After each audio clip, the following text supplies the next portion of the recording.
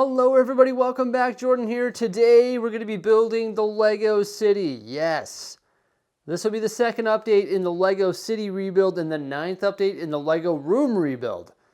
Lots of progress has been made, but we're going to be completely changing everything today. So the other day we just sort of threw some modular buildings on the tables here, organized our mills plates, put our pop culture buildings on this table here, and then put our amusement park stuff over there.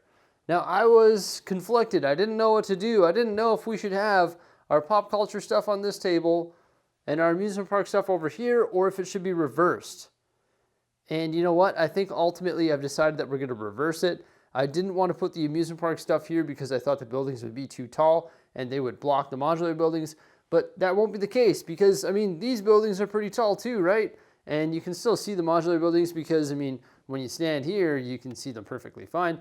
And also, if we make that change, we're going to be able to put our raised platform all the way along this wall, all the way to the end. So that's one of the main arguments as to why I am going to revert the change. And we are going to put the pop culture buildings over there and the amusement park over here. Now, we're going to be cleaning up this entire Lego room during this update today. All of this stuff is going to be cleaned up. All of these drawers are going to move. These tables are going to be freed up. The zoo and the campground and the beach area is all going to be put where it should go, which is on the new tables. And then also all of the buildings under here are going to be cleaned up. It's going to be awesome. But I think the first thing that we're going to do is move the amusement park stuff onto this table and move the pop culture buildings onto this table. And then we're also going to clean up all of these drawer units and put them underneath right here. The rides have been placed on this table now. The amusement park has been moved. We've got the Disney Castle on the Disney Castle stand. And we also moved all of the pop culture buildings over here. And look at that. Look at that, Tico. You've got a spot to hang out now. There's no longer stuff there. There's no longer drawer units. They fit nicely under the tables, hey? So by moving these over here, we've freed up all this space over here for our under table scenes. Hey, that's not bad. Next, we got to move all those residential buildings up and clean up over there because I plan to have everything off the ground in today's video. That's the plan.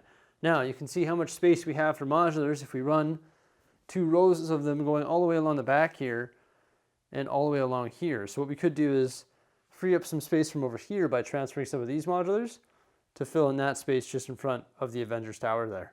Well, we officially found the perfect spot for the dog bed that's always in the way. Didn't we, Stella? Let me, Tico. Look. You in there? Stella, you're in the way. Perfect. Look at that. It's perfect, hey, Tico? A little nook for you. There you go.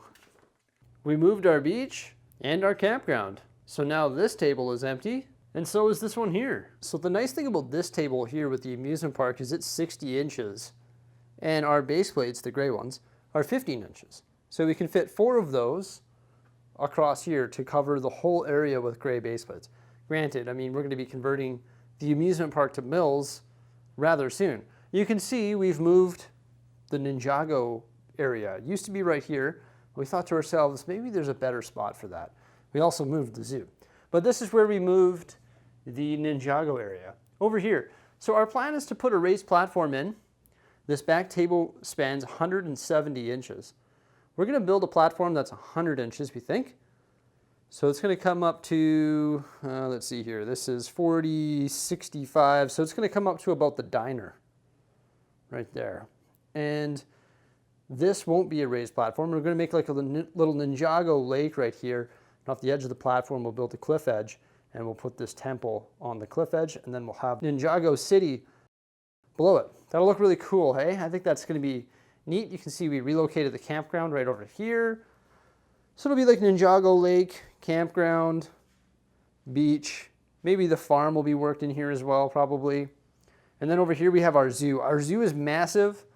Obviously, we never really started constructing our zoo. So that might have to be reduced in size. We'll see, because the next thing we're going to do is bring up all the residential buildings and put them on this table here to start to visualize how much space we have. I'm glad that we're doing it this way because you can sort of just get like a rough draft layout and figure out, you know, where things are going to go approximately. You can see we've got all the residential stuff.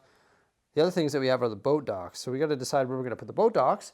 And I'm thinking to myself, water here, why can't we have water over here and put the boat docks right here?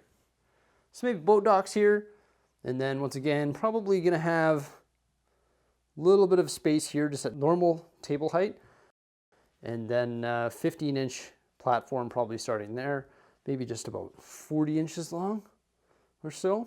I gotta think, this is 145 inches, so maybe 50, 60 inches of raised platform. So then I'll sort of curve around. It'll come down here, probably do the same thing, cliff edge coming down, boat docks, and then I think the Ninjago is going to be awesome over there. Let's get all those residential buildings brought up off the ground and on the table. But things are moving along slowly here. Holy smokes, like this Lego room is just incredible compared to how it used to be. I mean, I can get around and sort of vacuum everywhere. And that's what I'm doing now, because look at all the stuff I cleaned up under the tables here. Like it's all gone, right? So, I mean, we'll be able to build under table scenes under here, or we could put shelving, under table scenes under here. We could put new lights under here very easily because we have power outlets everywhere. Like, it's pretty amazing. You know, we got our campground, our Ninjago area, probably our little boardwalk. We've got our beach houses. Probably going to build this up naturally with Mills plates. You know, rather than using one brick, you just use like 3 or 4, so you can gradually bring it up. Try and do something like that. You know, normally we'd have a drop table for our ocean, but we're going to try and do it with Mills. I just feel like that's cool. We've got our residential buildings here. Obviously, we need to start placing roads and start locking everything in together. We've got to build our platform. Probably a 200-inch platform along the back there. Did I say 100 inches before? Maybe I actually made the mistake of saying, I know, but I think I made the mistake in the video saying 200 or 100. But yeah, it's going to be 200 inches along the back. And then probably 80-inch platform here. So obviously we have to move all these modular buildings again. We have to cut some plywood, or sorry, cut some melamine and put some table legs in it. Actually, I discovered that you can customize Lindemann table leg heights. I'm going to show you this. I never knew this before. Just grab a table leg here. This table leg is actually from our last table that we just hauled out of here. But look at this. So this is the adjustable bottom on one of these Lindemann legs. The problem with the Lindemann legs is they're huge. They're too tall, right? So if we want to use these for our raised platforms, but we only want them to be about this tall. Actually, Jose and I decided that we're going to make our raised platforms 4 MERPs tall. So we want our platforms to be this tall. So what we're going to do, I never knew this, but this socket, you can just yank this out, right? Now this is a table leg. What you're going to do is measure, draw a circle, use a pipe cutter, and you're going to cut it with a pipe cutter. And then you can pop this back in and make it adjustable from there. So you can adjust it, cut it to your perfect size, maybe a little bit short, and then you can adjust it. So that'll be coming up right away. We're going to build the platform. But look at this area over here too.